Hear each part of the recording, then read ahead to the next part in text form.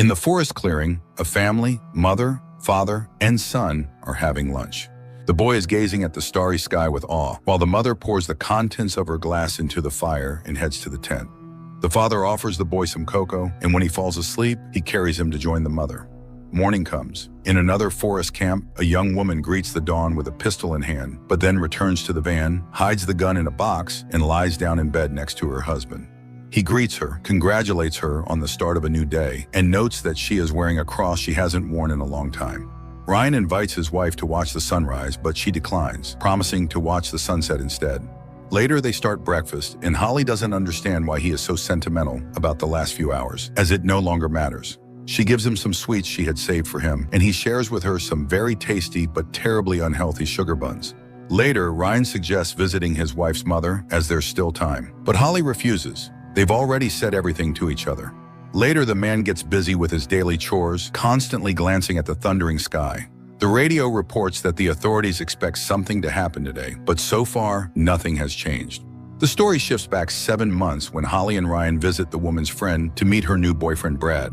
The party is in full swing, and the families are joyfully meeting each other. Ryan confesses that he works in behavioral economics, to which Brad explains that he studies space.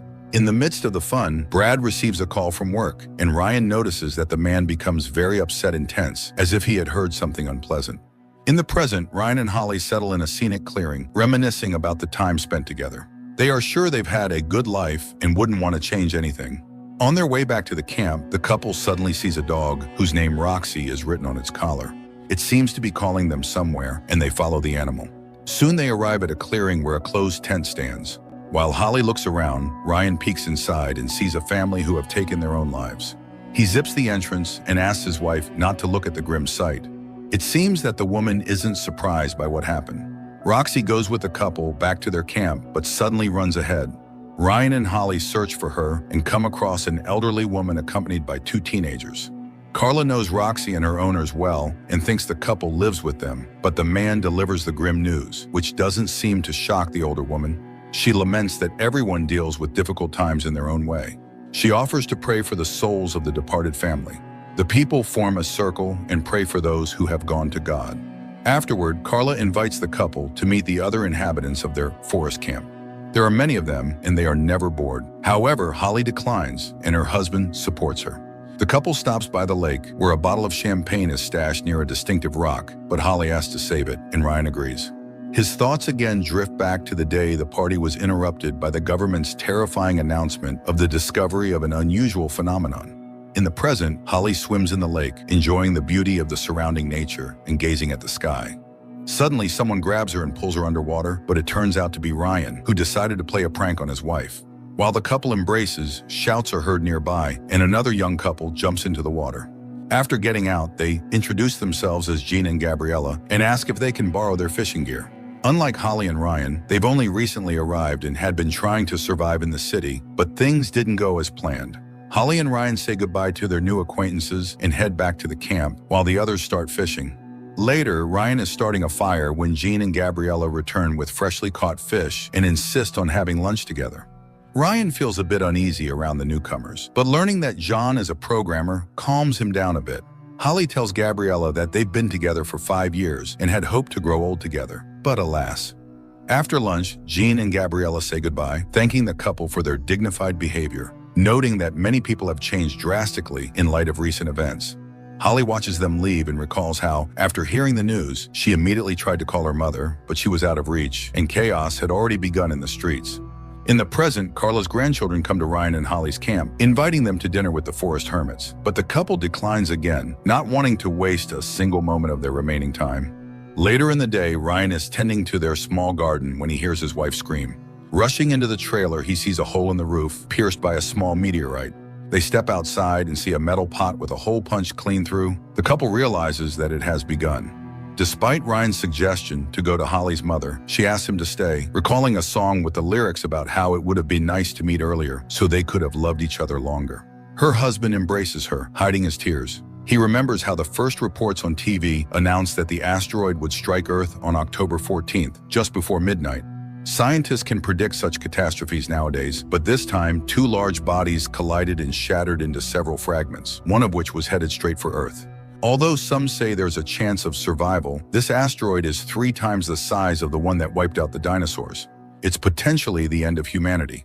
A couple of hours before the end, millions of small fragments will slice through the atmosphere, creating a spectacular light show. But it will also be the last thing people ever see.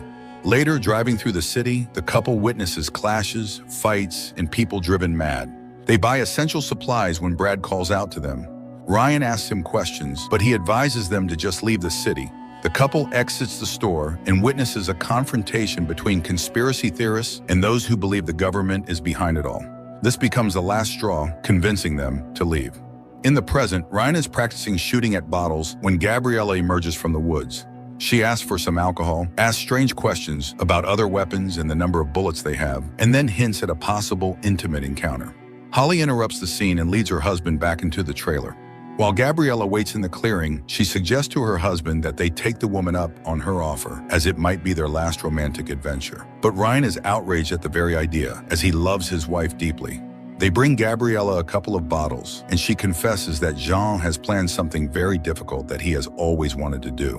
He needs to use the last hours before the end to make it happen. Holly thinks it sounds ominous. Gabriella says goodbye and leaves. Later, Ryan finds pills outside and recalls how, after the world learned of the impending disaster, he came home to find an unconscious Holly in the bathtub. They managed to save her then, and now he sees those pills again. However, Holly comforts her husband, explaining that she wasn't planning on leaving him alone. Later, they lie in the clearing, watching the sky, which is frequently lit up by meteor flashes. By evening, they are back to their tasks when Holly calls her husband into the trailer, where a crying Gabriella is waiting. She explains that Jean has gone mad and beaten her. As she hugs Ryan, she pulls out his pistol and holds the couple at gunpoint. The woman forces them outside, where John is already waiting, announcing that he plans to take Holly. He mocks them, ridiculing their emotions, and Gabriella advises him to shoot Ryan in the stomach. Jean likes the suggestion and raises his arm, but suddenly Roxy attacks him. Holly strikes Gabriella with a shovel, and the couple runs while Jean kills the dog and then chases after them. At this point, Ryan and Holly flag down a car, but as soon as they get in, a shot rings out. Sometime later, Ryan comes to his senses near a crashed pickup truck. The driver is dead, he is handcuffed to the steering wheel, and Holly is missing. The man manages to retrieve a hatchet and free himself. He runs to the forest camp Carla had mentioned. The people there are gathering for dinner. At first glance, everything is calm and cheerful, but as Ryan approaches, one of the men, a former police officer, takes aim at him. However, Carla asks him to let Ryan go. The people listen to his story of what happened but say they can't help. They know Jean and Gabriella, whom they had to expel, but they offer to turn to God. Angered, Ryan leaves. One of the girls catches up to him and tells him that Jean and Gabriella had always been criminals, and when they learned about the end of the world, they completely lost their minds. She directs Ryan to the right place, and Carla appears, handing him a rifle, asking him to be careful. Ryan sets out on his way. Meanwhile, in Jen and Gabriella's camp, a tied-up Holly tries to free her hands. But Jean notices this. The woman asks to be let go as she doesn't want her husband to be left alone. But John laughs at her, believing that by taking lives, he is getting closer to God. Gabriella approaches Holly with a knife when a shout from Ryan echoes through the forest. Holly, having freed her hands, pushes Gabriella into the fire, and while she screams, Holly runs into the woods. Jean lifts his girlfriend, and both of them arm themselves before setting off to catch the runaway. Ryan, in turn, is tracking the couple. He sees Gabriella with a crossbow and shoots her. Jean, hearing the shot, heads in that direction. Ryan shoots at him but misses. A shootout begins, but Ryan's rifle jams, and as Jean prepares to kill him, Holly picks up Gabriella's crossbow and shoots Jean in the back. Holly takes her cross back from the dead Gabriella, and the couple returns to the camp where they first bury Roxy. They shower, listening to the rumbling overhead and watching the fiery flashes. Then, for the last time, they make love. Meanwhile, Jean regains consciousness and heads toward Ryan and Holly's camp. The sky is increasingly lit by meteors. The couple heads to the lake to retrieve the precious bottle of champagne and face the end of the world with dignity. But as Ryan pulls it out, John attacks him, plunging a knife into his chest. Leaving the dying man by the stone, Jean grabs Holly, but she breaks free. She runs to the forest camp, where she finds all its inhabitants dead. Holly searches the tents, finds the ex-cop's gun, and steps out to meet the killer, who is also there. But Jean, losing strength, can no longer pursue her, and the woman walks away. The man sits down at a table and samples the poisoned food, while Holly runs as fast as she can toward her husband. She manages to embrace him while he is still alive, and Jean falls and dies, looking at the sky. The couple kisses, watching as a huge burning asteroid flies overhead, and the Earth disappears in an explosion.